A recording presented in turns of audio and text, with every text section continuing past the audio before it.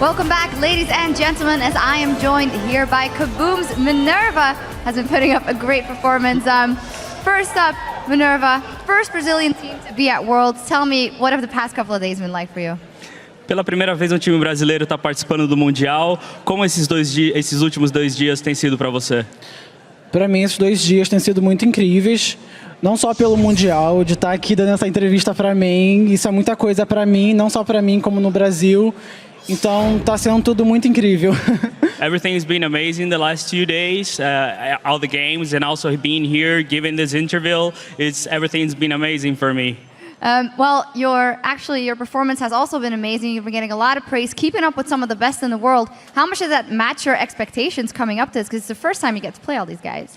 Então, não só as suas habilidades estão sendo muito boas, está sendo muito admirada por todo mundo e a bot lane está em parelha com os principais do mundo. Como você acha isso?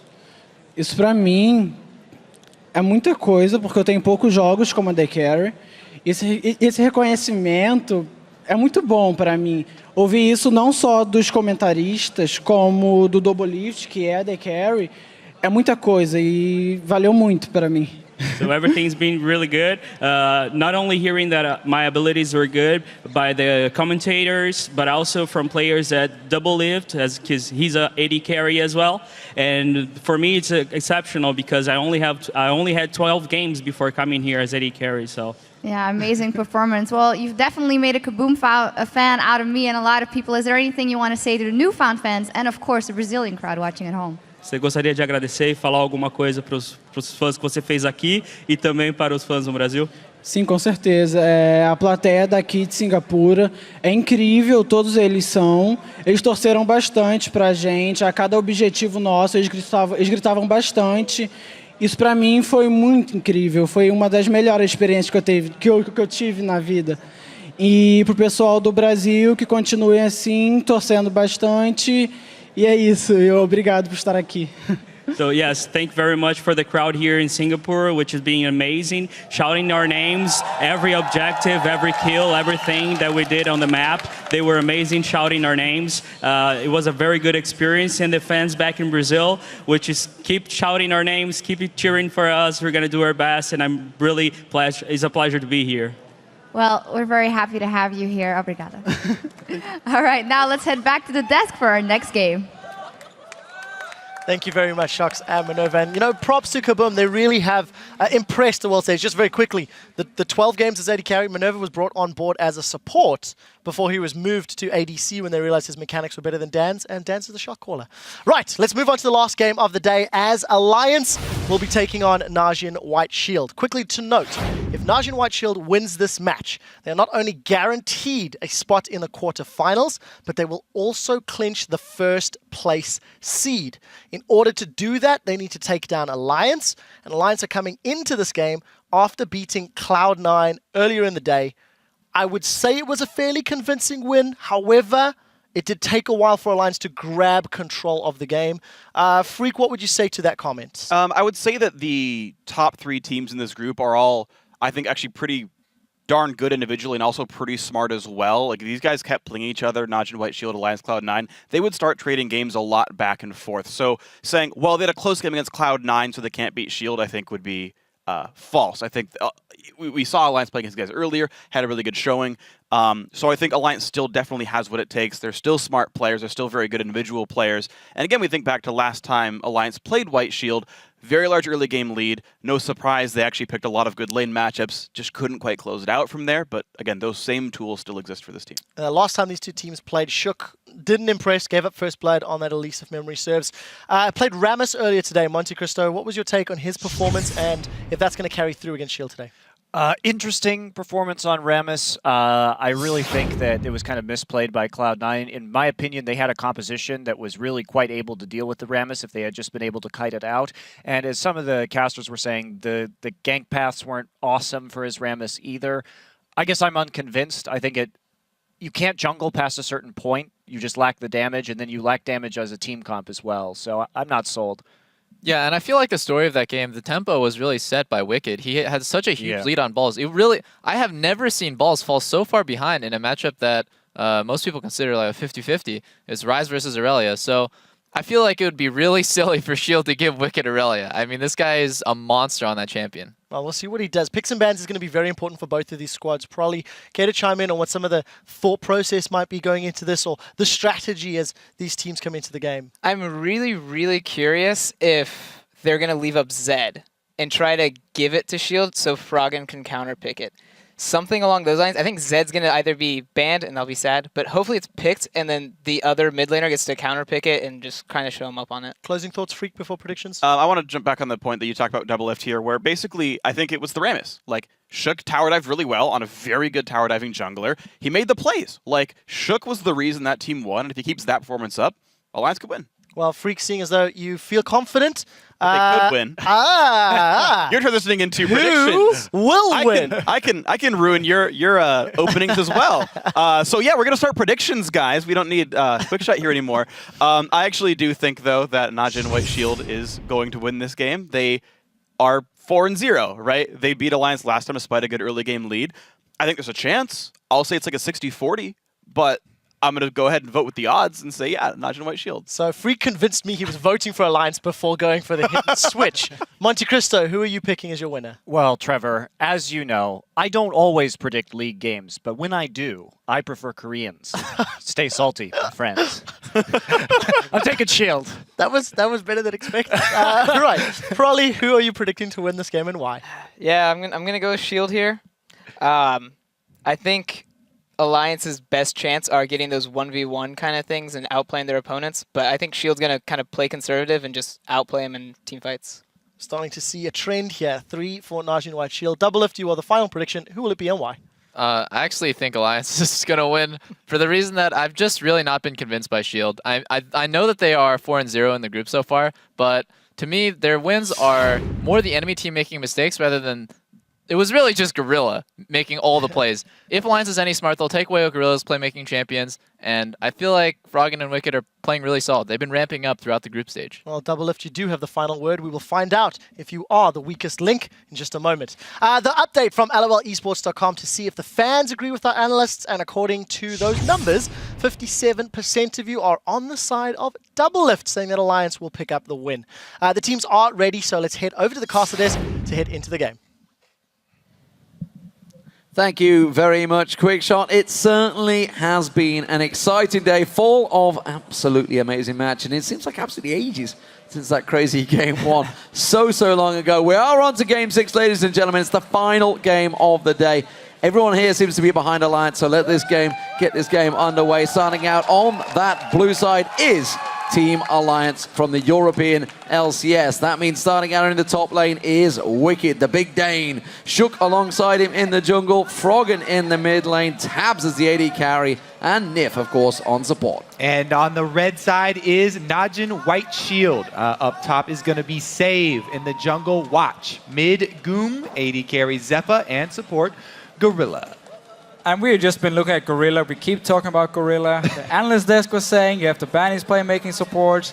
Kaboom did it. Who do you let him play? Kaboom banned 2 of the champions. And then he had Nami. You see that Nami tidal wave? I know, right? Exactly. Triple Gorilla ban. Triple Gorilla ban. It's going to be a Thresh ban from Alliance, I believe. And I wonder if Aurelia is going to be banned by White Shield here against Wicked. Not only did Alliance just focus their last strategy on Aurelia by feeding Wicked versus Cloud9, but also the last time they played Shield, he had Aurelia. And they had a good mid-game lead, which they gave up from warding, but still, they had a good mid-game lead.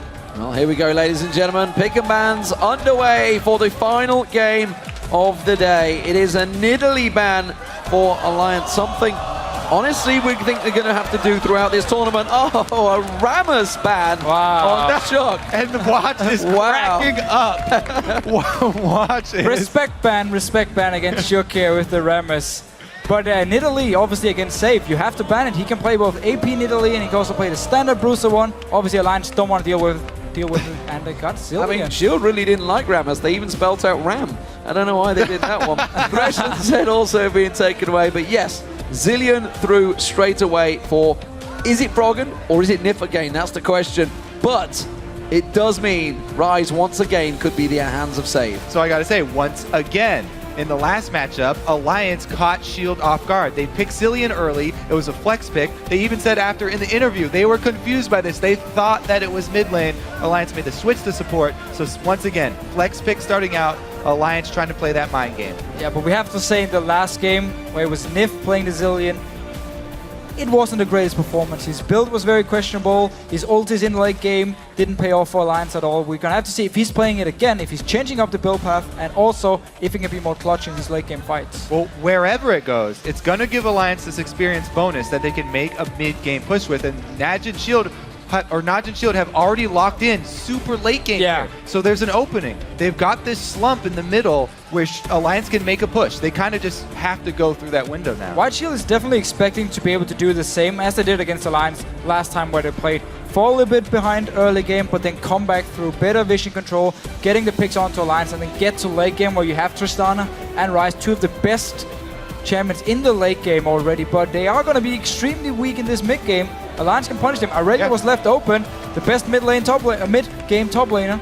So this is what we're expecting from Alliance, and as you said, Shield are ready. They're just calling it. They're saying, okay, bring it at us one more time. And what a shot. Shook goes for Lee Sin as well alongside him, so no surprises. The buddy system in action between Shook and Wicked. We'll see if it works out. I still really want to know. It's this Cillian, the fact that it snuck through is, I think it's really keeping Naj and White Shield guessing, but they are going to be able to have the chance to counter it. Yeah, they've got the last pick this time around. They're not going to get fooled twice. Yeah. Not get fooled twice, but banning Rammus and give Sugar Lee Sin, that is very, very strange. You really respect this Rammus pick here from Sugar. It must be because they're not used to playing against it and just want to get it out of the way. That's exactly it, yeah. I mean, if it's something you're just not used to, you've not practiced, you've never seen it in ages, then just take it out of the picture. And Alliance right now, you're sitting on Aurelia for Wicked, comfort pick for multiple years, like ever since the guy became professional, and Lee Sin for Shook, his main champion as well. So you're giving some comfort picks over to Alliance here, who all are extremely strong in this mid game. It honestly looks like... Hey, got Janna! Finally, Gorilla gets Janna. We'll see. He wanted to show this so long ago, bless him. It honestly looks like Shield have something to prove here, and they're like, okay, you know, last time we made some mistakes, and we actually can play a much cleaner game against the same thing. So they let them have Aurelia again. They're letting them have Kog'Maw around here, another Trinity Force champion. So there looks like they're going to try and weather that storm. And now, I do like Janna specifically against the Aurelia and the love it. So it's a really, really good counter pick. Plus, it is, like, finally we get to see the innovator, Gorilla, with the Janna. It is going to be a support, it seems. Will we see the Ahri locked in? Ahri worked so well for Froggen, of course, earlier on against Samsung Blue yesterday. We'll see whether Froggen can make it work against them. Again, this is all mid-game from Alliance. Yes, okay, you do have a hyper carry for the late game, but Ahri and Aurelia is all about mid-game. Zillion support here. I do actually wonder if White Shield wants to lane swap, just to try and to delay the items here from Alliance here, and also make sure Save can get shut down by Shook and Wicked together in the top lane. So I wouldn't be surprised to actually see White Shield go for the lane swap here and just try and delay this mid-game from Alliance. Yeah, I'm not sure about that. I was going to say, that would be the reset comp of all reset comps. Katarina, Kha'Zix, and Tristana. It's got a possibility. Could work, but again, it does look like it's going to be Fizz. Still, a lot of thought on this one. They haven't locked it in yet. So what we've seen the first 4 picks from White Shield is a very, very standard White Shield comp. They love to have a lot of kiting potential, love to have a lot of disengage, and then what they do, we talked about it in the Kaboom game, they push every single lane, they got the minions going, and then they start rotating between these lanes here, and you have so much disengage, and you have so much sieging potential that you can take down these towers, move to the next one, and just, if Alliance wants to fight, Janna's gonna say nope, soon, and you just run away, move to the next lane, And something we also saw was Froggen probably builds the most tankiest Ahri we've ever seen. Apparently it's his trademark. Never going to die on Ahri here. A lot of resistance. The same on Anivia, actually. It's very true. I do like it again. It's going to go into double AP, so an early Abyssal Scepter is definitely going to pay dividends for him. I think the funniest thing, though, is this Goong sort of checklist of champions. Zed's banned, Ahri's taken away, so Orianna, there it is. Again, we always talk about his small champion pool, but as long as one of them is open, he's going to perform. He's a great mid laner on these few champions he does play. Got the Orianna, one of his key You know, picks. yeah, plus they have got this Tristana, so Janna plus Orianna shields now for that late game. This is going to be Crazy strong fight This is versus such a scary, scary late game from Shield. Yeah. And again, it's all the shields that we just saw coming out for the AD carry. We just saw it with Samsung Blue, pretty similar. The only thing missing is the Kayle in the top lane, but who cares when Save gets on Rise? That's the greatest problem. So here we go, ladies and gentlemen. The game about to get underway. Alliance are 2 for 2 in the group. They really need a victory here over Nanjing White Shield, who themselves are sitting pretty at the top of that table with a 4-0 record. The question is, which team came out ahead in the picks and bans? For you guys at home, send your votes to @LOL Esports and use the hashtag AllWin for Alliance or NWS win for Nanjing White Shield, and we'll see who you think has the stronger lineup as the game gets underway.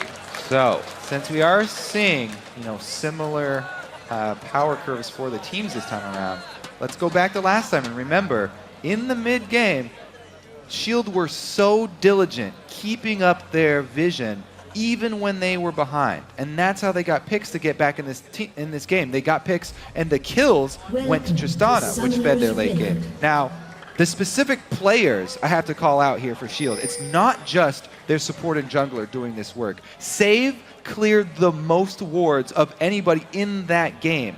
Every 2 minutes and 37 seconds, he was killing wards. So this guy, he's a carry top laner. He kills wards not only to put pressure on his lane opponent and make them play more defensively, but also in the mid game, he clears out wards so that he can flank around behind your team and surprise you and force the fight.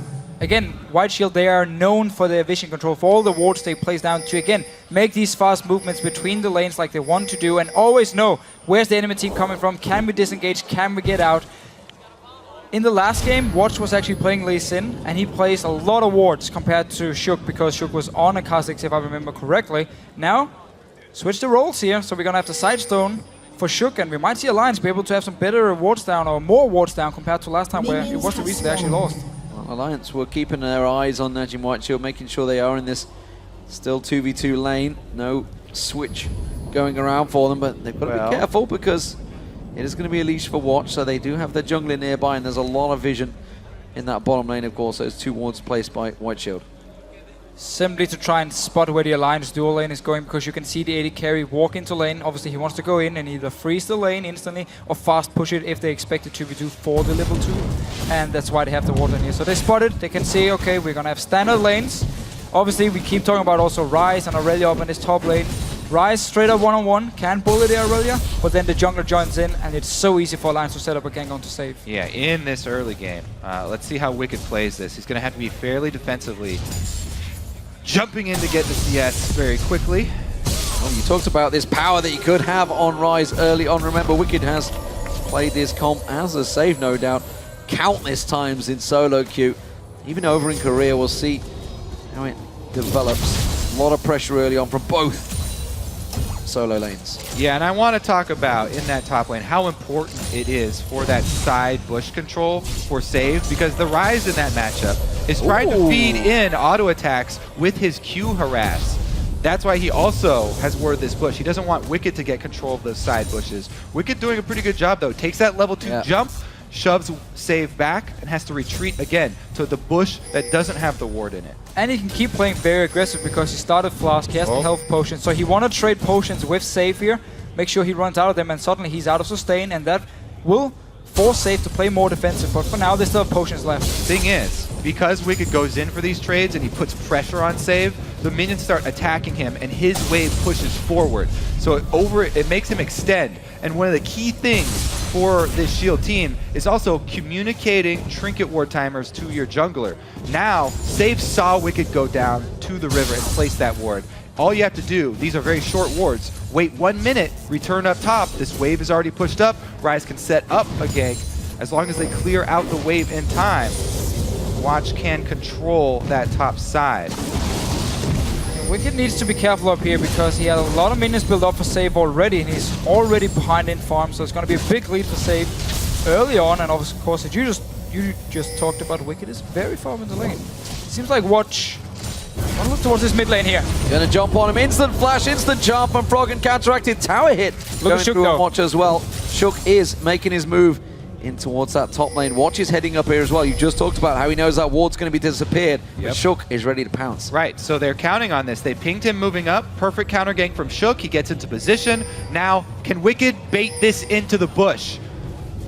Oh, he's going to draw him in there. He knows he's going to get spotted. Here comes Watch. Oh, they're not falling for this one. Or are they? In comes Shook on towards Watch. Is going to be the focus target. Can they get the damage down? What a bait. It looks like they will. Can they get him? They got him. There it is. First blood for Shook. Such a nice play by Alliance here. You also see Shook. He connects his Sonic Wave onto Watch here, and then he waits for the flash before he activates it once again. Follow him and kill him. This is why you never leave a lane after ganking it in vision of the minions. Watch, he brazenly ganks mid and then walks straight up the river. Alliance ping it out. It's so clear the route that he's taking for his next gank. Shook is there, perfectly set up counter gank. And last game between these two teams was the exact same deal. Watch, he tried to gank, and Shook was there for the counter gank. Watch was 0-3-0 in that game in the start, where Shook got all the kills, he had all the pressure here. So once again, he's reading Watch like a book. You need to pay attention of the enemy's vision, how you leave the lane. I talked about, communicating where the trinket wards are. It's the same idea. Any sort of vision, you have to give away a false tell to the enemy. Act like you're heading out somewhere else. And simply also just Shook realizing how obvious it is that there will be a gank in this top lane.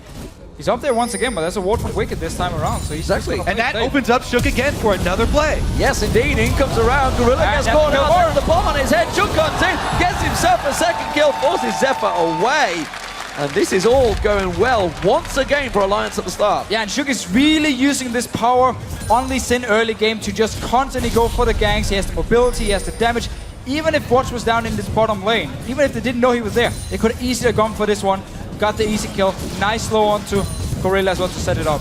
Watch was smiling in Champion Select during that Rammus ban, but he is not smiling any longer. You give away Lee Sin, Shook makes you pay for it.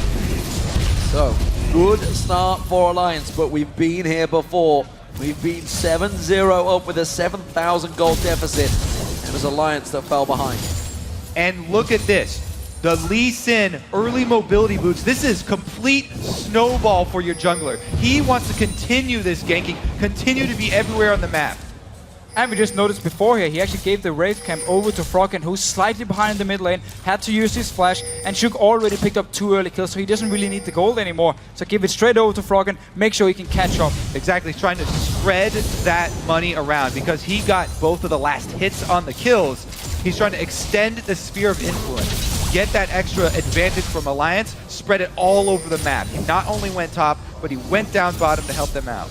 It's not done yet. Look up in this top lane here. Shook wants to go in again. Mobility boots coming in hot. Gets on towards him, saves in trouble. He's not getting out of this one. He'll go down in Shook once again. And we've seen it so many times. Aurelia into Rice. You can set up these ganks so easy. Shook can just walk up there, lane gang it. You cannot ward against it at this time in the game. And once again, connect the Q, wait for the flash, and then you kill him. I love these types of games. It's 100% jungler this time around, and Shook is destroying Watch. No Amumu though this time around, sadly for you. It's the Rammus ban. Who would have thought that one? Crazy stuff. Froggen gets himself the blue on there. If anyone's unaware what the hell that means, it means Kobe did used to, of course, main the Amumu back in... What a throwback. Pre-season 1, in fact. Pre-season 1, yeah. Yeah, a long way back. I was a huge fanboy of Kobe, man. Yeah, when you were back in your diapers. Watch on the screen. Old man Kobe.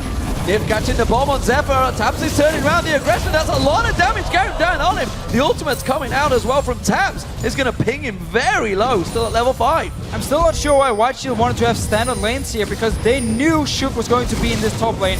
Try and punish save. Oh, that was lane as well. Gorilla, he leaves and instantly Tabs just sniped Zephyr here.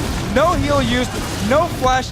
I mean, right now, White Shield is losing both side lanes. That was brazen from Zephyr to just stand there. He got flash, he got heal, that was and terrible. He just stood there under the tower, absolutely confident. And Tabs is just like, well, if you're going to gift it me on the plate, I will take it. What is going on here for Shield? Because straight from Champion Select, they're giving all these things away. It seemed like they had something to prove. They are not proving anything this game. Not at all. And again, the fact you don't lane swap, you know this Sin is going to be active early on, you know you can set up the ganks easily. And also, you want to have your Kha'Zix sitting and farming in the start. You don't want to go toe-to-toe with the Lee Sin. Could have gone toe-to-toe with Ramos, but that's a different story. And now he's got that sight stone. Lee Sin is so far ahead right now. Shook is going to be able to control the entire map. Even though the wards right now are very sparse for Alliance, they have so much control. Shook can now start to extend that vision coverage. Yeah, and again, the reason Alliance lost the last game was because they stopped warding properly. They kept losing it one by one. Gorilla, you might die. Gorilla caught out, the bomb's on him, the Ignite's gonna run. One more hit, is it enough? I don't think it is. Oh. Will take him low. Didn't get followed through. They knew that Watch was coming down, so they couldn't chase. What an epic crumble. Looks like Shook is going into the enemy jungle There's right no now. walk from Alliance in the river here. They need to be careful. Yeah, Watch is going to come in. Zephyr's going to try and pounce. Could we see Najee White get themselves the first kill? Nip in trouble. Has got his ultimate available. Chrono Shift goes on. Gets just in tower range. That is going to work out well for them. Meanwhile, though, Shook in this mid lane going for Goong. Going in, Goong in trouble. Teleport goes down. He's already gone. Shook's going to try and run away. Save will give chase, but he is home free. Save's got to be careful. You do not want to keep taking the teleport. The teleport completely wasted by Savior. He tried to save his mid laner, but the charm landed from Froggen, and then Shook came in, quick Q, kick, and Q once again to kill him. That means free turret up top for Wicked here. He's going to clear this minion away very quickly. He could even jump into the lane and cut off Save before he got to the turret. And right now, Alliance, they can set up for Dragon as well if they want to. They have the teleport advantage. Save is stuck in the top lane right now. He's even delaying his Rod of Ages because he needs the early armor against Shook and Wicked. They have every advantage in this game right now. Talk about an early game lead last time around. Alliance have such a clear path this time around. They gotta make use of this push. And there's not the same pick potential for White Shield as they had in the last game. There's no thresh for Gorilla here to just constantly punish Alliance for walking in and clearing the wards alone. Look at the difference, the confidence. Froggen, he's rushing a DFG, I think. I'm not too sure. We'll see where he goes with that one. He has got himself, obviously went with the double ring and ward, but straight back this time around goes towards that. Shook's fine, save. No ulti. To ulti. land the Sonic Wave. Well, he hasn't got Wicked with near him either. That's the problem. Hasn't got that ultimate, so he'll want to go in. But even that's just keeping Save on his toes. Save's going to back. Hasn't got teleport, so if he leaves this wave, Wicked's going to get free time in that top lane. Shook's already heading down. They've got pink ward coverage here. They're making the call. He's going to go back and find it.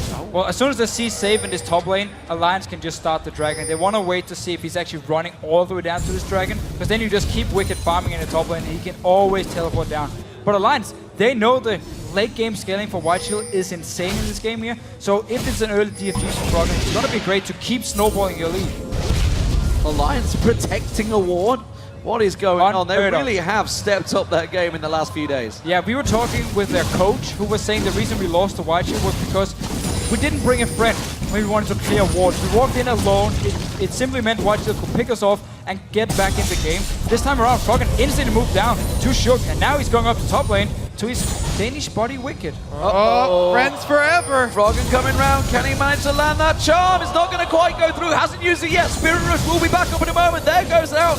Just try and throw the orb out, but that's going to buy time in the top lane, and that could well be a tower down. Najee White Shield trying to react here. They're going to try and draw the Dragon out. No, that would be a very big no-no for Shield. There's a teleport for Wicked. That would be a big no-no.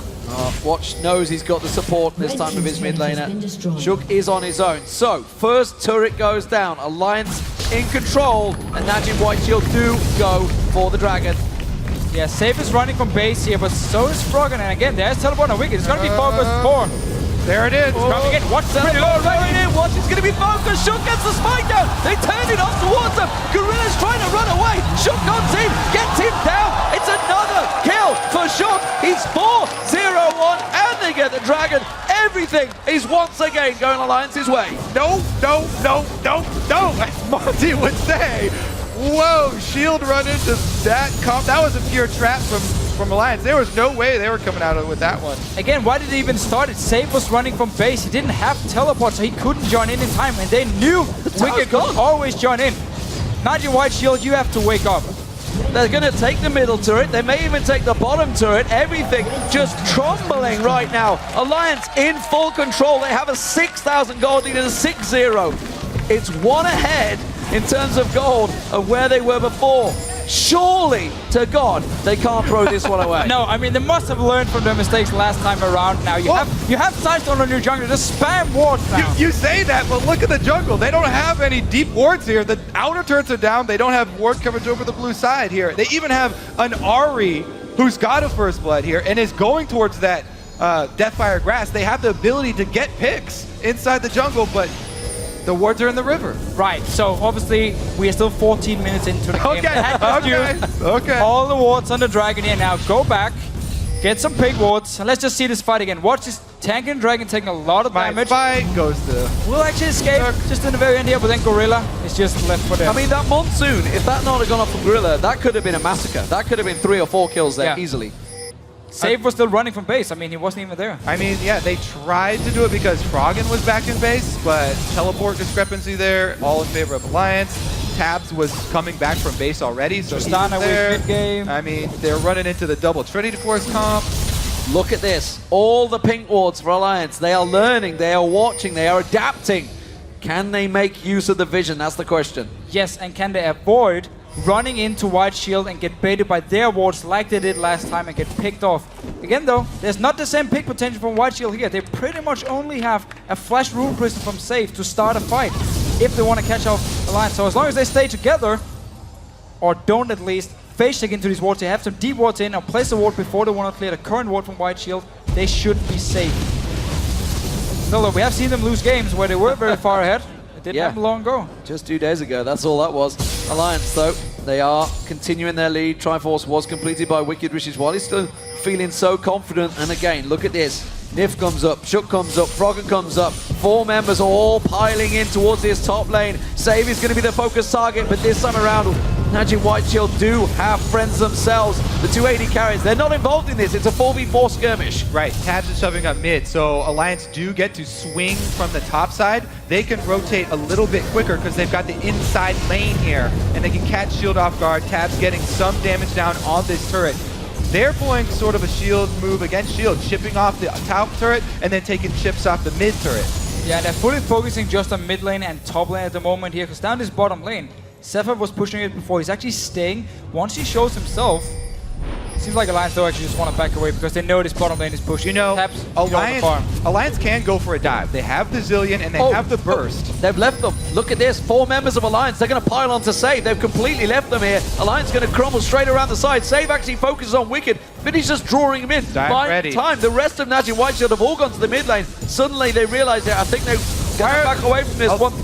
They waited too long. And that's why all these pink wards are so important for Alliance, because look how in the jungle of Najin White Shield, there's not a single ward for them, so they cannot see Alliance move between the lanes, and they walk down to mid lane, instantly turned around, went back up to top lane here, didn't actually manage to get the tower.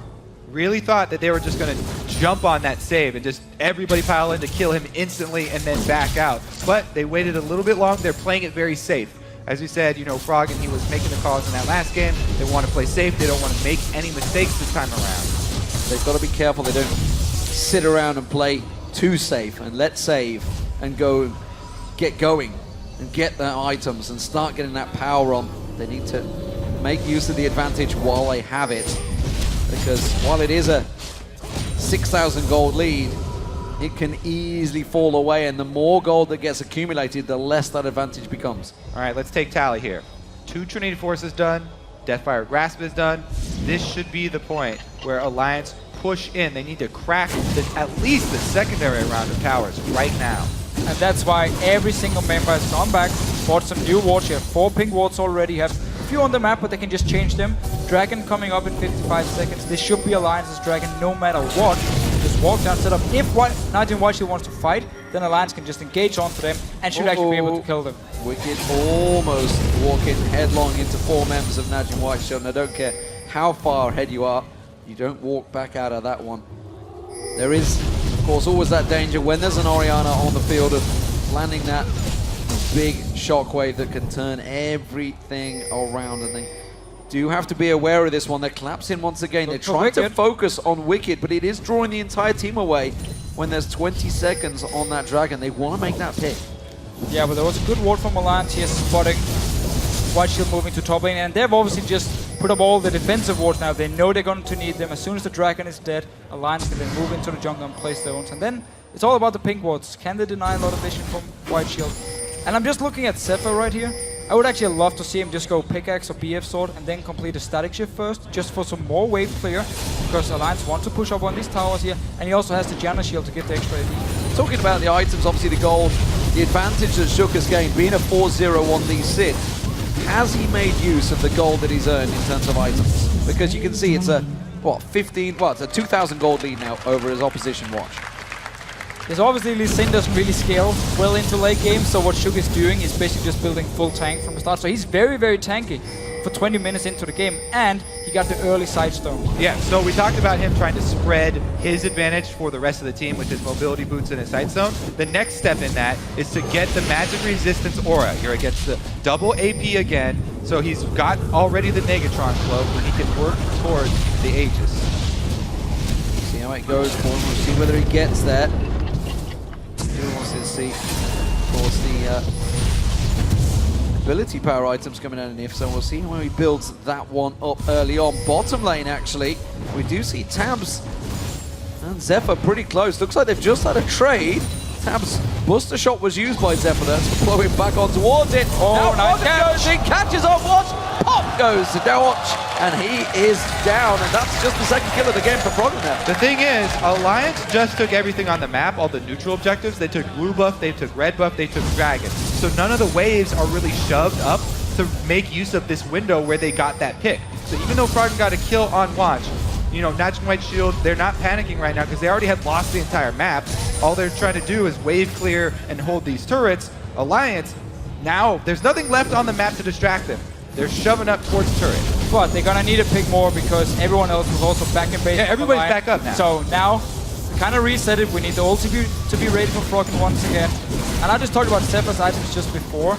We discussed Nif's item on Zillion the last time these two teams played each other.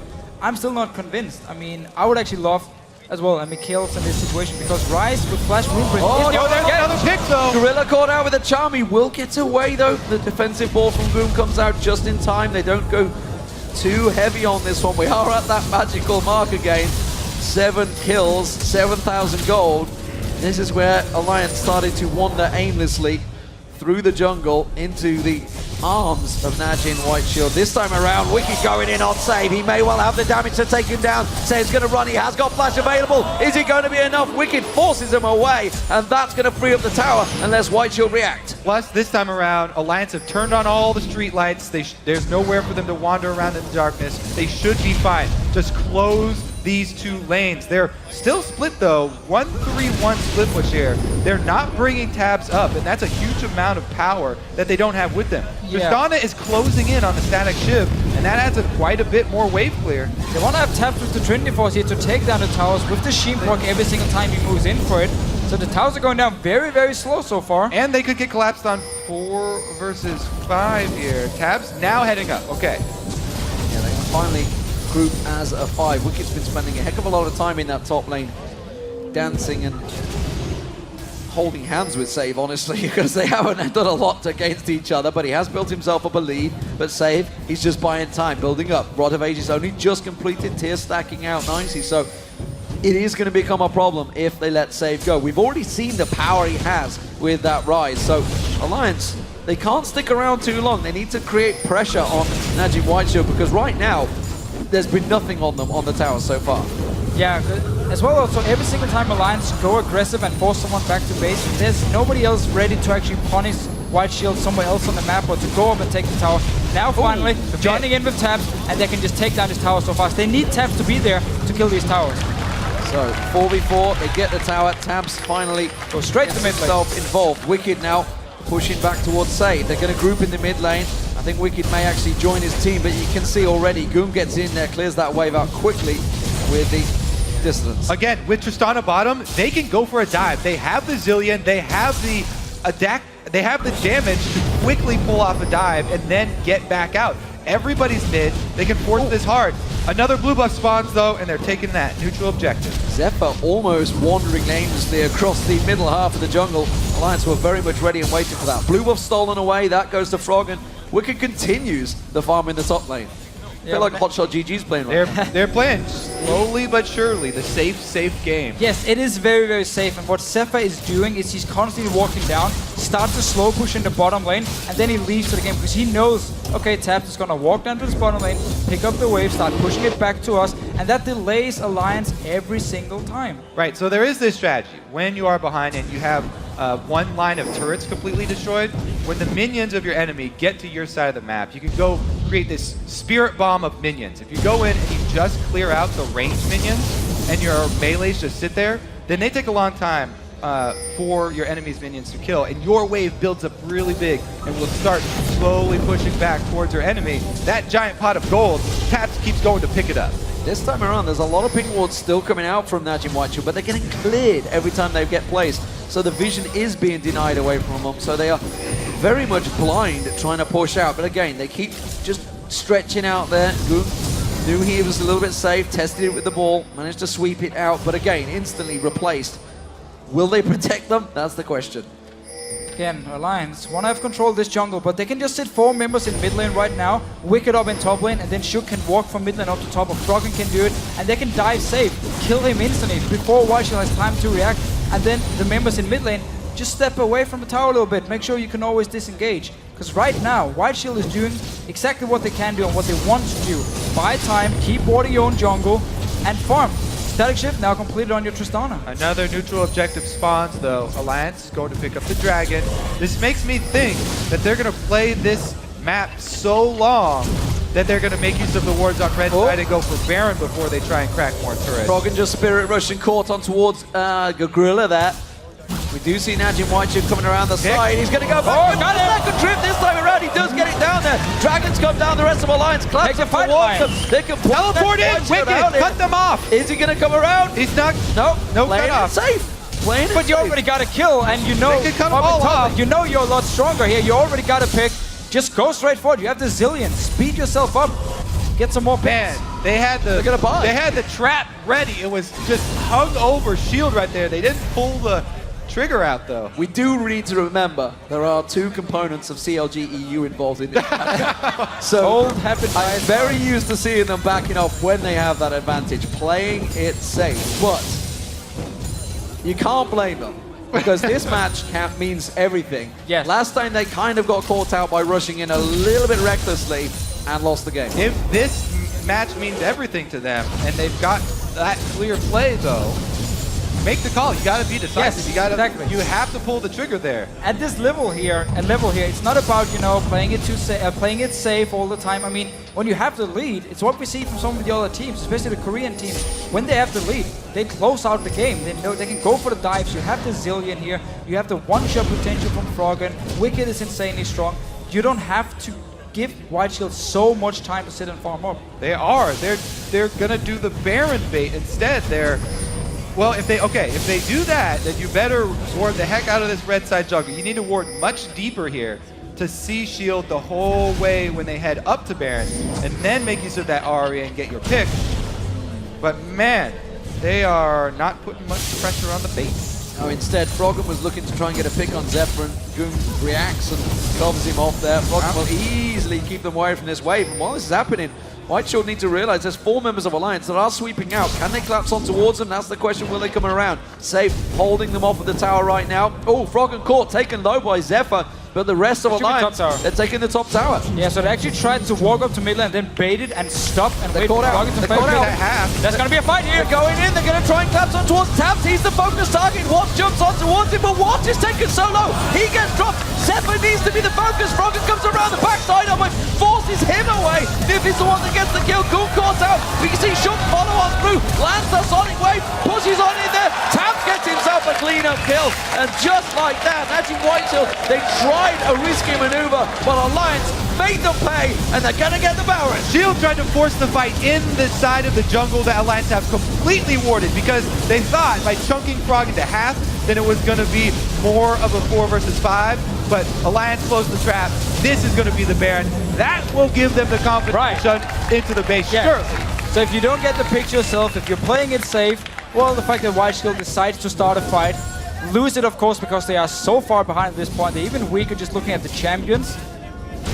Great for Alliance. They finally get the Baron, they got the picks. Now you just need to push in the base, get inhibitor. Turret going down. Wise choice here, Alliance. They didn't back. They knew they still had that advantage, and they do push in and get that final inner turret. Save risky business, actually, off of the side there. He was just taking a peek towards that blue buff to try and sneak in, but Alliance not allowing any buffs to go their way and keep full control of Najin Whiteshield's jungle. Yeah, 4 members from Alliance now with a lot of goals. You got gold, you got a tower, you got a Baron. They're still pushing because White Shield actually spread out instantly. They're expecting Alliance to back off, and instantly, boom, into the jungle, warded up once again. We want to have defensive wards. Alliance stayed around. You don't even need wards in the jungle anymore. Forget about the rest of the map. Shove in on the base. Oh. There's no dragon, there's no Baron. White Shield do need the wards though in the jungle, which was Oh, what happened just before. White Shield. Yeah. Okay, Alliance were just going to stop them from putting down the ward. 4 members of Alliance just got Drew up the top there. They thought Zephyr was going to push in. That's wasted a lot of time on that Baron buff, actually. And Alliance were not quite on the right page there. It does give Najin Whiteshield a minute ticking off that Baron buff, and it seems, despite all that gold they've got, not one of them wants the back. And once again for Alliance, every single time they go back to base, a lot of new pink wards being picked up here, so they can simply take the ones at Baron now, move them further into the jungle here, deny all the vision from White Shield, and then they can start moving around the base. But we have to talk about the champ select from White Shield. We mentioned it, how this is a very, very late game focused comp. And they lost the early game to Alliance last time, managed to come back because of mistakes from Alliance. Good play from White Shield. This time around, they've really been punished by the fact they picked such a late game comp. Save tried to sneak out. He pushed that bottom wave down. Alliance, still Froggen and Tabs sitting on over 2,000 gold right now. They had neither of them backed during that entire play. They're going to wait and try and just burst straight a big item. Can Tabs churn down? One thing Tabs is not afraid of doing is hitting the tower. He will have the support. Shook comes in and shields him off there. And they keep on pressuring. They get the charm down. Doesn't quite land. Watts just pounces away from that one. And again, they don't quite get the hits on. They've got another wave coming in. Najin Whiteshield holding on by a needle thread. There's a good shockwave. Niv taken low. Chrono Shift used. Not required, but that's going to be Alliance backing off. Chrono Shift down. Spirit Rush down. Uh-oh, they've been shoved off the turret. Even with Baron buff here, regen. Recalls coming out from Alliance. Shield, stand, secure. They keep the inhibitor line of turrets up. That's what they need to do for another 10 minutes at least. Look at Tabs here. Banshee's Veil is his 3rd item in the game, simply because he knows there's so much magic damage on the side of Najin Whiteshield, and him getting tanky is actually even better for him to snowball and make it even harder for Whiteshield to actually go and kill him in these fights. So, because he has enough damage compared to Zephyr at this point already. It's one thing we argued actually for Reckless earlier on in the day, whether he should have gone for that Guardian Angels instead of that 6th attack damage item instead. Didn't work out for him. We'll see whether Tabs going for the Banshee's Veil 3rd item slows anything down for them. It's a risky play, and it's not the first time he's gone for defensive items as that 3rd pick. The wave clear is just getting better and better for Shield, though, as this game goes on. I mean, Orianna's got plenty of AP now. Tristana's got plenty to back up his static. He's going to get him before he can back here. Wicked's coming in, Froggen's coming in. A pick! If they can find that pick on save, it will open things up because the bottom wave, you can see they're shoving in. But look at the burst save has now. He took Froggen pretty low there in a straight up 2v1 brawl. But Alliance, they have their opportunity. They're pushing the bottom wave and the top. And only Wicked used his ulti there. Froggen saved this because he knows he's gonna need it here for a potential pick in the base of White Shield. 5 members from Alliance now pushing into the base. This is the time where they break in and get the inhibitors. Well, we'll see if they do, because last time around they should. They drawn away quite well. They are going to rotate towards the top half. That is going to be Froggen, Wicked all pushing in. They need to get the middle wave, it seems. That's where Tab's going to head off, so they're not going to shove yet. That's going to be, what, 18 seconds? That's not precise enough. You can dive the top lane here, 5 members. Guys, you don't need all 3 waves shoved up at the same time. They had top and they had bottom. And you had Zillion both dive. They could have chosen either one, 4 versus 5. But they don't push it. Now everybody's grouped up. Save is back alive. This wave clear. They've got Orianna. They have the static shift Triss. They've got Janna shielding the turret and throwing through the tornadoes for knockup. Well, they've missed their power play. Wicked needed another item, it seems. He went back to bite, so more of Malmorty is picked up by him. And Alliance, when they get that pick, they create that opportunity. They do, of course, have the advantage. Baron buff had worn off. So maybe that was why they just didn't feel like risking it. That's going to be up in 2 going in. minutes' time. 11-0. 16,000 gold lead for Alliance at the 34-minute mark in this game. Risk averse is absolutely what Alliance It's off the chart. are playing right now. And Save, who had the very late Rod of Ages, it is fully stacked now. His tier is fully stacked as well, so he's been hitting his late game point on this rise. There's Together with most still of a the massive White lead here for Of Alliance. course, Alliance is still very, very far ahead, but they need to use it. The irony is, when all 4 members of Najim White Shield are all there with every ability available, Alliance decide to try and step in and get some hits on the tower. Ooh, Goon caught out. Shook fancied it, didn't go for it. Did not pull the trigger. Has that ward ready and waiting to try the kick. Try and force him away. Wicked going to keep on pressing. Middle lane, pressing in. They're going to try a 4-1 split. See if they can make it work, which is going to be so hard because Save has that ultimate. He can just burst it down. They're going to jump on Save. They're going to die for it. Wicked with that ultimate dashes back out, gets caught with the blade surge. The Rune Prison catches him just in tower range. And the wave now with is another gone. minion Boom. wave coming in. Save comes in. Boom. As you said, not a single shot the tower. Yeah, Alliance needs to wait for this Baron now spawning very soon. Set up for the Baron. Get it again. If White Shield wants to come out of the base, you take the fight, you kill them, you win the game. If they stay in the base, get the Baron. And honestly, if you cannot get a pick, I mean, this situation... Have they waited too long? That's the question. Have they left obviously this too they long? have. They should have finished this game over 10 minutes They ago, had a right? 4 versus 5 power play. And they shoved mid lane instead. Well, even then, just, you know, when they had the big gold advantage, because you already saw Save is getting stronger and stronger. He can take Wicked now. Wicked was pounding on him, did next to no damage because they've both got that frozen heart in there. Goong has shown with that shockwave he can almost 100-0 the likes of Nif if he gets hold of them. So this in itself is a risky play, but you can see White Shield, they're pushing the base, you can't get involved, it will be an Alliance Baron, safely done. Exactly, and now we just need to look at Froggen. If he can land a charm on the tower, Alliance can still go for the kill, get the fight, even on the tower again. They have the Zillion ulti to save them. And that's what they're going to need, because we see how fast the waves are being cleared by White Shield every single time now. Froggen needs to land a charm. Well, he's a charming fellow, so we'll see whether it works out for I mean, them. he's Danish, so pretty obvious. I still can't get past the old man look that he has in that opening trailer. Goong comes around, keeps the waves pushed out. Everybody from Najim White Shield will force all 3 lanes out. And of course, Alliance, everybody went back to buy this time. Everyone got Baron, everyone spent all of their gold. They stacked out the items. QSS picked out by Froggen. Everything stacking up. Is this enough for Alliance to finally pull the trigger? We will see. Well, they got a couple lanes to shove in first. Gotta get all 3 shoved again. Let's see. Baron buff ticking away. So they're going to shove in the bottom wave. You can see Wicked, he goes up towards the top wave. Froggen's going to try to find somebody. There is a sneaky ward that Gorillas managed to put, which will...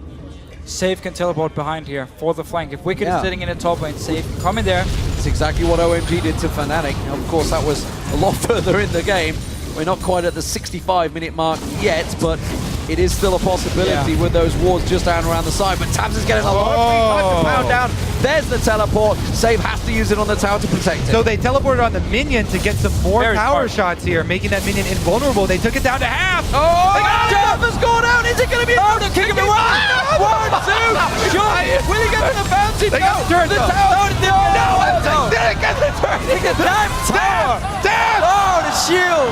I don't even need to say it anymore. please. Do it for me. Please. Survives with next to no health. And again, Come on, one hit. They got this. They're not giving up. But If at Zephyr's first back. you don't succeed, try again. Zephyr's back, they're going to go in. There's the tower hit they need. It's Froggen that takes it. Zephyr, risky coming out there. The charm just flashing past his face, doesn't catch on towards him. Can they get the inhibitor? That's the question. They need to crack this nut. They got the tower down, but they need to finish the job off. They need to take the inhibitor. There we go. Alliance sure is making this very exciting. Not sure that's the right word, but they are certainly making it a tough task is to get in exciting. there. You gotta Now work they're out your going in English again. more. This could be a second to fall very quickly. And Najim White Shield, they know they've got to make a play here. They're going to run out. Save uses the ultimate, wipes out the wave, catches on towards one. Tabs takes a hit. but that turret is falling fast. Wicked in there. Are they going to go deep? They got him again! Now he goes down. Froggen gets himself the kill. Safe comes around. Chrono Shift on Wicked keeps him safe. Then tower goes down, and Alliance push on through against Natty White. Finish the game. Say it louder. I don't think I heard you. Alliance are going to push on through. Can this be the end? They've got 2 members down right now, Najee Whiteshield. They're hanging on for dear life. The charm goes down on Gorilla. The shockwave misses. And Najee Whiteshield look like their impeccable record will fall here as Alliance strike revenge back on them and claim second spot in the group. The pressure very much will be on Cloud9 tomorrow. Alliance do it. They take down Najee Whiteshield. All right. They also... That was a perfect game. They also didn't lose any turrets or... No rights, no birds, no kills for Whiteshield. It was slow by Alliance, but they played it safe. And once they got the second Baron buff, they just walked in there and destroyed Whiteshield. Perfect game. The #1 European team finally shows up and delivers and takes down the Korean #3 seed. And wow, what a turnaround. It's still 4-1, of course, for Najee Whiteshield, but now 3-2 for Alliance. After such a terrible start in the groups, going 0-2, they've managed to swing things around in their favor. Can they go one step further? Tomorrow is such a big day for Cloud9 now because the pressure is very much on their shoulders. But man, I mean, this performance by Alliance in the early to mid game again, like last time against Whiteshield, so dominant. Shook, you ban Rammus against him, he picks Lee Sin and he just destroys you. There was no response from Whiteshield at all. Yeah, I mean, if we go back to that early, it was all about the jungle matchup here. Watch giving away his route that he was going. Shook with a very good counter game. Then immediate buy into mobility boosts against the other lanes, gets everybody ahead. And that's what the perfect game looks like for the beginning. They, they rolled straight on through from that early advantage. Let's not get ahead of ourselves, of course. Cloud9 and Alliance, they do need to face Kaboom tomorrow. It is still a possibility they could lose there, but they are strong favorites in that one, which in itself puts a gigantic amount of pressure on Cloud9 because they now may have to go out tomorrow and beat Najee Whiteshield. We've just seen Alliance do it in strong, confident format, so the path has been open for them. They know how to do it. Alliance were very close the first time around. The second time absolutely made it count, and as you said, a perfect game. We've got the makings of a 3-way tiebreaker. Oh, yes. Now. Oh, we do. That could be fun. If Whiteshield lose to Cloud9, we're gonna have to tie between all the teams. And everybody. Scary stuff. And obviously they have to beat Kaboom, yeah, and then we have the 3-way tie. Basically what we're saying is tomorrow could be a very long day because tiebreakers play out after all 6 matches go through. With fantastic games. Absolutely. It happened in Taipei. It could well happen in Singapore. Of course, if there were any jaw-dropping moments that stood out from that match, and there was a couple, I think, in there, send them to @LOLesports and use the hashtag #WorldsBigPlays. What a fantastic match to end the day. And we've had some absolutely outstanding games here in Singapore today. For now, though, we're going to go over towards Quickshot and the analyst desk to take a closer look at that one. Double lift. Have a grin on yourself. Thank you very much, T-Man. Fact of the matter is, it's not World's Big Plays, it's Shook Big Plays. Number 1, do not give Shook Lee Sin. He destroyed Kaboom, he destroyed Shield. Number 2, don't give Wicked Aurelia. He delivers. Yes, they beat it last time, but he still had a strong performance. Monty, before we get to replays. You can't say enough about Shook's play that game. It was absolutely incredible. It's so rare in the professional scene, especially at a game at Worlds, to see someone snowball all 3 lanes like that. Just amazing. Well, you know what? You've set it up. Let's pull the montage up onto your screens because, as I said, I think we're going to rename this the Shook Analyst Desk for the next couple of minutes.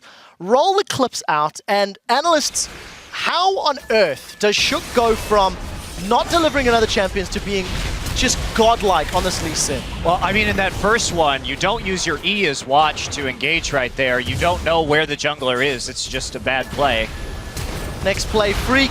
Bottom lane, 80 carries. I like the flash slow that came in from Nif, the confidence everything's going to land. Just lands a flash time warp just to make sure it hits. All right, back up to the top lane. Once again, making Saves life just a little bit difficult. Where's Shook on the minimap coming in? I think by this point he's got those Moby boots. And again, just near flawless execution. This is really great by Wicked as well. He gets the reset on his Q. W Qs Sheen first to kill a caster minion. Perfect. All right, let's see. What's next on our montage? Oh, this was the mid lane play. Probably. Yeah, Froggen gets a nice wave in the turret and is able to get a charm before Shook gets in. So it's just a super clean kill. And they both get out from a tower dive with the 80% HP. What's even more impressive is it doesn't end there because I think we got the dragon play next. He just doesn't miss any of his skill shots. Look at that again. Nearly max range Q. Coming in right there. That knock-up onto Janna was the reason why it just went so well. She couldn't ulti fast enough because she was knocked up by the Lee Sin ult. Just so good. I mean, okay, so we actually had to cut the montage short. There were more plays, but that was all prior to 17 minutes into the game. We do need to give Shook another massive props. Let's actually take a look at the quick MVP graphic that we've put together for his Lee Sin performance, because truthfully, this game, this perfect performance, was on Shook's shoulders. Oh, absolutely. Yeah. He's not going to get that champion again. Well, we keep saying that. Like, I don't understand the teams at Worlds who aren't doing their research properly. Like, we're saying, oh my god, Gorilla should never get Thresh again. Oh my god, you can't give Shook Lee Sin clearly. Like, the fact that they banned Rammus, like, you saw him pick Rammus because Lee Sin was taken away. Like, hey, I don't understand. I didn't have a problem with the Rammus ban. If you don't want to deal with that, if you're not comfortable practicing against it, it is a pocket pick. There's no problem. I have a problem with the Maokai ban. When there's Aurelia on the table. All of Alliance's wins so far have come with Aurelia.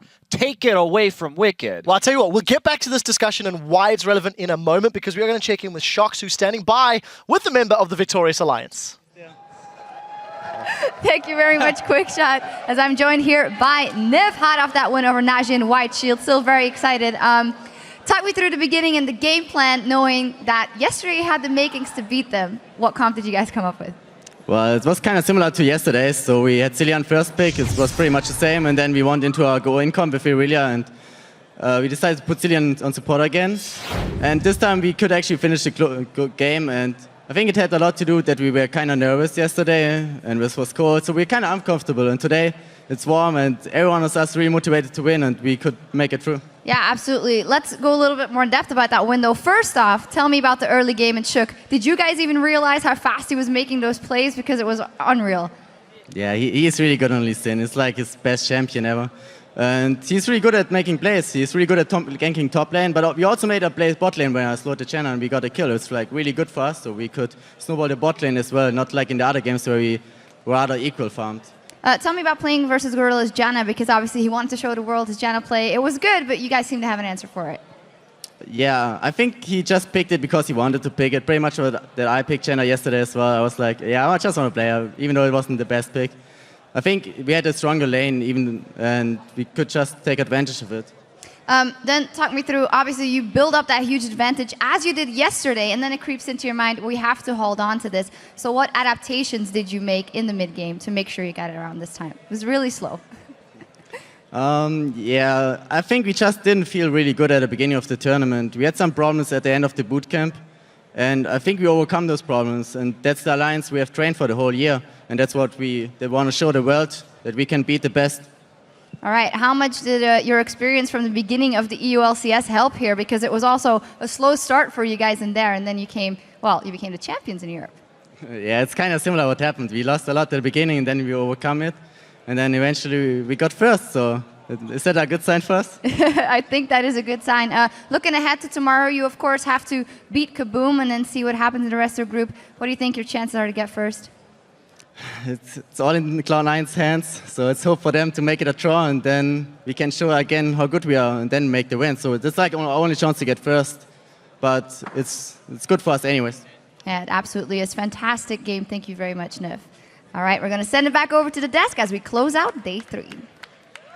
Thank you very much, Shox. Right, let's actually talk a little bit more serious about the game. It was a perfect win. Alliance come in there, they don't give up a tower, they don't give up a dragon, they don't give up a kill. They take down the number 3 seed from Korea, I think surprising everybody watching, except for 57% of the viewers who sided with Alliance. And this man, who has taken the profit thing, so double of crumbs. Talk to me about the game. I mean, we know it was just a huge individual performance from Alliance, but they also had the strategy to back it up. It really makes me it comforts my doubt that Alliance is really just a team centered around Froggen, which it was originally, but this game, Froggen was actually the only person on Alliance who was losing lane early. Actually, Wicked was super far ahead, Shook was super far ahead making those plays, and you saw Tab solo kill, or sorry, not solo kill, but 2v2 kill Zephyr with no outside help. That was insane. And Froggen was struggling a little bit mid until Shook made that play with him. So it just goes to show, it's not just the Froggen show. Yeah, I actually really like that Froggen was behind early, and what happened is he never died, and he never got chunked too hard. And when Shook was approaching mid lane, he actually pushed aggressively, and right when Shook came in, he had minion advantage, and he was able to get a charm. So instead of just kind of like maybe like going for the 1v1 kill, like, you know, the hero play, he didn't go for that. He went for the safe play, wait for my jungler to get there, and then take the 100% kill. And what I like about the Froggen play in general, he talked about it actually in his prior game today as well. He said, in that game at least, in the interview, he said he wasn't focusing as much on his individual play. He was focusing on the shot calling, on getting his team into a good spot and not trying to do as much himself.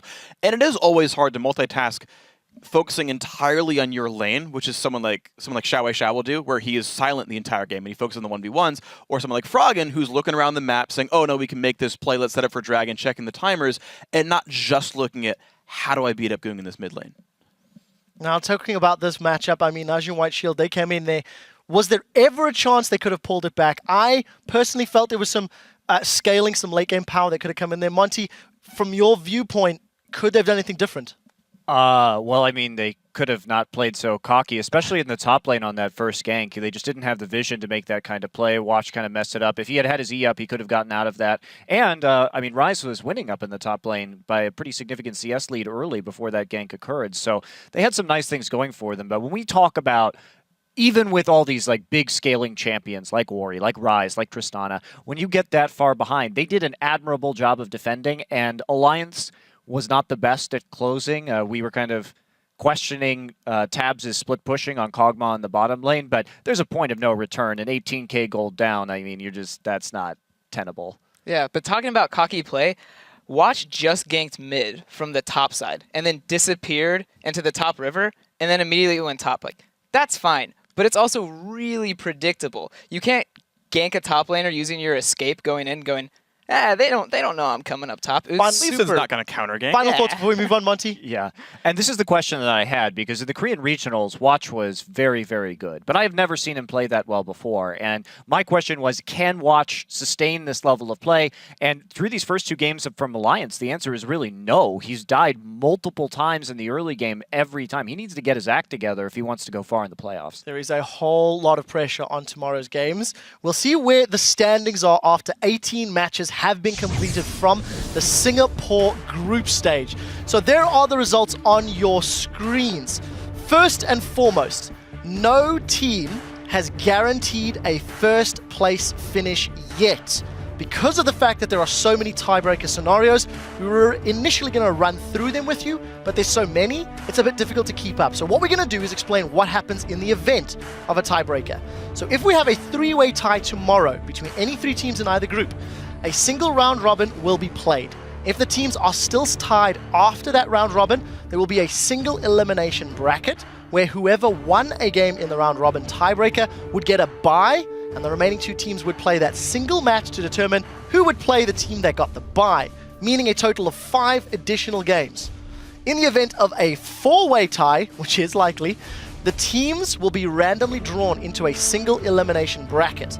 The winners of the first round in the bracket will then face off in a final match, obviously the winner of that match gaining the top seed into quarterfinals, while the loser of that match will take the bottom seed in the quarterfinals.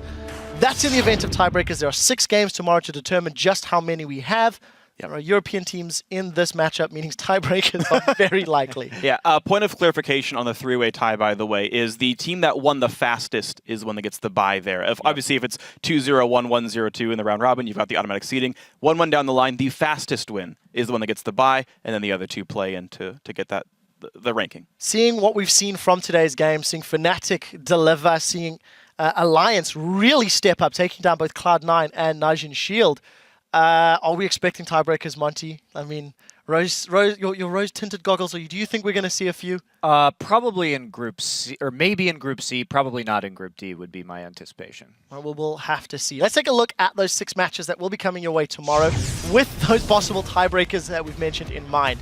So the day gets underway with Kaboom taking to the Rift against Cloud9.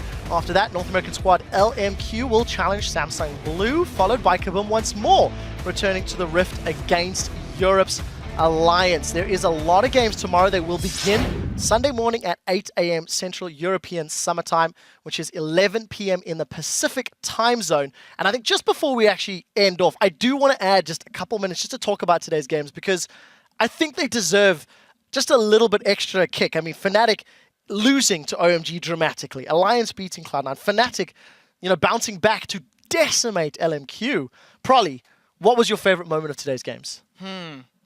Just the reinstitution that EU mids are really freaking strong. I really like having those kind of like idols out there and seeing like Peke and Froggen do their thing again and like putting themselves as this is what we can do. It's really nice to see that. Monte Cristo, what stands out in your mind? I think it's really fun that we had kind of one day in this group that was all about North America, and then now we have this day that's like really all about Europe, and it's now just coming down to the wire as a result. So can these European teams keep up these hot streaks, or will NA bounce back just like Europe did into kind of the second and third days? I want to bounce off Double Lift. Do you feel that EU teams have a higher skill and team ceiling than North American teams based on what we've seen so far? Based on what I've seen so far, yeah, actually. I changed my mind because the first day, NA teams were 4-0. I was on that hype train. But now I've seen Alliance and Fnatic, they really adapt so quickly, day to day. And today, it just really impressed me. Now, Freak, is it a consistency issue that's going to be the only thing holding EU back? Consistency was definitely a big thing. I mean, Fnatic, their best versus their worst was so far different. I mean, very much night and day. But to me, my favorite moment actually was sitting here on the desk with you guys and also Crepo and Crumbs. But like, the fact that we're like, oh my god, he didn't ult the Nexus, no, oh no, Soaz, oh my god, one hit, like, that's amazing, right? Like, I didn't get to watch the XPK backdoor a year and a half ago with people around to like high five when stuff happened, and similarly, like all those shook gangs, was like, it's nice having people to yell with. Yeah. Like, if you guys aren't watching League of Legends with friends, do so. I don't care if it's like on Skype or if you're doing it like at a bar or something. It's a really fun social game to watch. I completely agree. I was screaming. Crepo legitimately broke the chair that we are sitting on because he jumped up and snapped it. Anyways, that does it for today. I think today has been the single most incredible day of League of Legends in an extremely long time. I cannot wait for tomorrow's matches. I'd like to thank all of our guest analysts as well as all of you guys for joining us on this incredible day and tuning in. So from myself, the entire World's Broadcast team, thank you guys for watching. We'll see you tomorrow or tonight or whenever it is that those bloody minions spawn. Cheers, guys.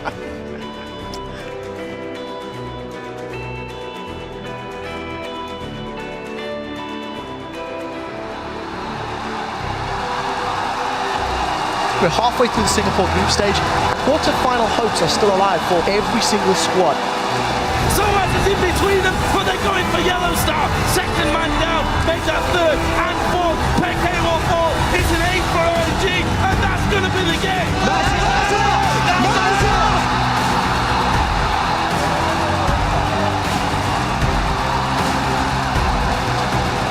Can't deliver any more damage. They pick up one. They pick up two. They're on the balls now with the Pedva pulverized. We have had some insane games today. Cyanide and Peke both closing in. There's the slow. Xiao goes over the wall. Reckless comes in and gets the pentakill. The pentakills, man.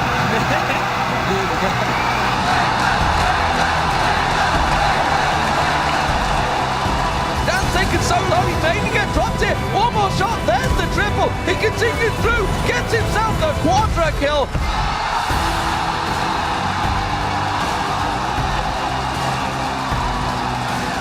They have so much push potential, and Lovely going incredibly deep, picks out Death for the ultimate of cool, but he just does next to no damage.